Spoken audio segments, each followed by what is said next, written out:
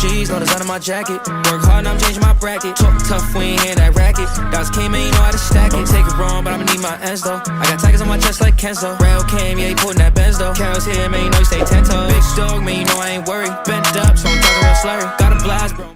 Yes, sir. Yes, sir. Yes, sir. Welcome back to the Adam Caplan MMA show. I am your host, the voice in your ears, Adam Caplan, and we're going to get right into it because we've got Max Holloway beating Arnold Almighty Allen. What a crazy fight. It went all 5 rounds. A few of the judges gave the fight 4-1. I don't know about that one. I think that I gave the 2nd and the 5th definitely to Arnold Allen. That 4th round was definitely a close one, but man, what a crazy fight. I mean, a lot of people had their speculations about how Max Holloway would look in there, but first of all, he filled out very, very well. Looks like he's been putting on some muscle. The age is helping him as well, you know, retain those calories, pack on those macros, and then put on some muscle as well. You could clearly show that it was showing in the octagon. Max was, looking blessed in there, so that was great. And then obviously Arnold Almighty Allen, always looking lean, always looking mean, a stacked, bulky guy with such explosiveness. He's great everywhere. Max is more predominantly known for his boxing, but does have an underrated ground game, whereas Arnold is known for his explosive behavior in the octagon, in the wrestling, in the boxing, and most importantly, his demeanor outside of the octagon most certainly does not match the demeanor of Arnold Allen in the octagon. So this is a great one because right out the gate, you could start to see that Max Holloway was comfortable in the octagon. He had the crowd behind him, and he was getting his swagger right away in the first round. And I thought that Arnold had a great round as well. He had spurts of moments of showing that overhand left. He had a beautiful bounce in his footwork. He had his hands high the entire time. All of his fundamentals and were ticked off correctly. But the thing was, at the end of the first round, Arnold Allen seemed to get down on himself. And he was a little bit vocal leading up to the fight about how tough this camp was. And you saw at the end of that first round that perhaps he wasn't to, perform his game plan. He wasn't able to impose his will on Max Holloway, which, I thought he was putting a little bit too much pressure on himself. First of all, as a fighter, you should never really show your hand anyways in terms of how you're feeling, because it's a big tell to your opponent and it could hurt your own demeanor and your own morale.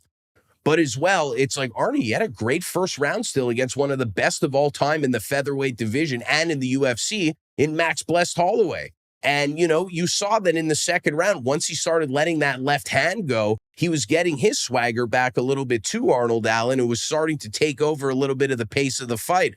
But, third round obviously went back to Max, utilized his boxing well. And as the rounds go on, and Max is so comfortable in that danger zone range, when you're boxing or you're fighting in the octagon, there are certain ranges where that alarm goes off where the bombs could really start to go. And Max Holloway stays in the landmine field for the entire fight. And that's what we love about Max Holloway. And that's what made the wins for Alex Volkanovski that much more exciting because of how dynamic he was at beating Max at multiple ranges. Max is very good at usually one range specifically, and Arnold Allen had trouble with that range due to the fact that he's so explosive. When Arnold Allen explodes in there with a big 1-2, sometimes you cover a little bit too much ground, which then gives Max Blessed Holloway the opportunity to utilize his counterboxing and keep fighters in the range which he puts them away best at. And that's exactly what was starting to happen in that third round. The fourth round was very close. And this is what I love about Arnold. Every time he lost a round, he came back harder and he came back stronger. And Dana White was a little bit critical. He felt that the corner should have given Arnold Allen a little bit more urgency to go. He started using his wrestling a bit more in the later rounds. I disagree. I think that Faraz Zahabi is the best MMA coach that the sport of MMA has to offer. And I think that he's easily got the highest IQ of a coach, and he knows how to set a game plan better than anybody else. And you best believe if he was mixing up the wrestling with the strikes, it was there for a reason. I thought that it was the right thing to do. But at the same time, you could also see that you're fighting the best in the world in Max Holloway. So it's like I felt that Dana was a little bit too critical there and was almost not giving Max enough credit for his performance in a way by saying that Arnold didn't turn it up a bit. So that's my comments there. But fifth round was all Arnold Allen. I believe that Holloway dropped him. I don't remember what round that Allen got dropped in. And that's another thing is that Allen got dropped. he was pressing the action. He was showing the urgency. He was showing with a bloody face that he was ready to put it all out there. And when he got dropped, he got a classic Max Holloway standing in your face, jawing. And Arnold Allen came back and ended up winning that 5th round. So, for Dana to go hard in the paint on Allen and his corner, I completely disagree. And in terms of that, it feeds into my point that every time Arnold Allen got knocked down or dropped around, he came back stronger and he came back harder. And it's crazy how, as the weeks go by, it's almost starting to show how it's like maybe some of these main events need to go 6 or 7 or 8 rounds. And I'm nuts for saying that, but it's the truth.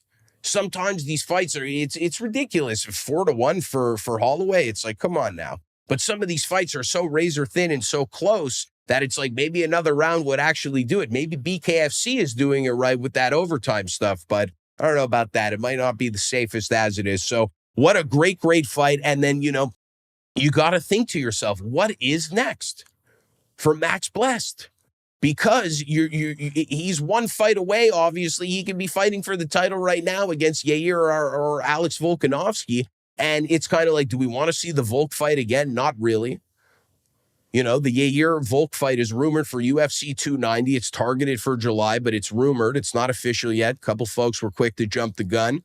And now we're looking at it and we're thinking to ourselves, well, hold on now. If Volkanovski beats Yair, is he moving up to fight Islam Makhachev? And then are we going to just get Yair versus Max? So Max has options here. He has to see how the Volk and Yair fight is going to roll out. But he also was calling out the Korean zombie Chan Sung Jung in Australia, which some folks were scratching their head at. But let's be honest here. Max Holloway is one of the best traveling fighters in the UFC. If you look at his resume, he has fought all over the world in some of the greatest countries and some of the randomest cities, and he's always successful.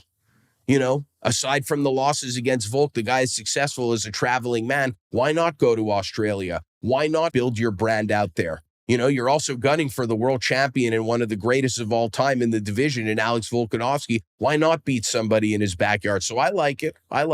I also like the winner of Josh Emmett versus Ilia Topuria. I think that's great too. But it sucks. Like, why should Max Holloway have to fight down? You know what I mean? And he's being so dominant. So I don't know what's next for Max. It's either he's going to wait to see what plays out for Yair and Volk, or going to remain to stay active, which I think is usually the best decision in what he should do. Fight the winner of Emmett and Topuria, perhaps, because Topuria is the next thing on the rise, and Emmett is a great contender and a guy who just fought Yair for the interim title. So that's a great one there. And then on Arnold Allen's spectrum, it's a tough one too, because you're thinking to yourself like, man, he was a round away from perhaps maybe beating Max Holloway and fighting the next echelon to go for that title run, and now he's got to go down the pecking order a bit, and take on some tough matchups. Which do include Ilia Topuria, which do conclude of Gige Chikate. That do include a couple of tongue twisters there, baby. That do include Josh Emmett, Song Yudong. Song Yudong is 135. That do include Josh Emmett. That do include Brian Ortega. There's other people there in the rankings, and I took a screenshot to pull it up because they're tough matchups. So if you're Arnold Allen, look, maybe the Calvin Kattar fight happens again. Then you have Josh Emmett. Then you have Chan Sung Jung, Calvin Kattar, Giga Chikate, Ilia Topuria, Holloway, Ortega, Yair. So, if I'm Max Holloway, you're playing out what's going to happen with Yair and Volk, or if that doesn't happen, Chan Sung Jung, or the winner of Ilia Topuria and Josh Emmett. And then, Arnold Allen has plenty of options there as well. So there's a lot going on in the division. Featherweight division is as meaty as ever. I'm always so young and fresh about talking about the bantamweight division, but you know what? The featherweight division, pretty much almost every lighter weight class is really getting it popping. So that was a great main event. Congratulations to both guys. And I'm really looking forward to seeing what's next with both of them, because it's one of those things where they're both 1 or 2 wins away again from fighting for the title, especially Max Holloway, more so Arnold now, about 2 wins, maybe 3, who really knows. But man, what a great fight and a great performance. And the prelims were good too. The prelims were great. You had Tanner Boser losing to Kutelabe. He was trying to get up from the octagon and he was getting smashed in the face with those lunchbox hits. A lot of people were thinking that it was quick and it was a little bit premature, but let's be real here. Tanner was taking a lot of shots on the way up, and he would have continued to eat them as soon as he gotten back to his feet, because Kutalabe was going to separate and put the hurting on Bozer. So I was happy that the ref called it. It was unnecessary, but man, did Tanner look good at 205. Can't wait to see him back there. You could see that he had to adjust to the speed a little bit. Kutalabe was a lot faster than Tanner, I think, gave him credit. Congratulations to Ion Kutalabe, one of the crazier guys on the UFC's roster. Big win there. Algeo versus Brown, one of the fight of the night. Algeo ends up coming back. I believe that Brown was winning the entire time. Algeo comes back, ends up hitting him with a beautiful elbow.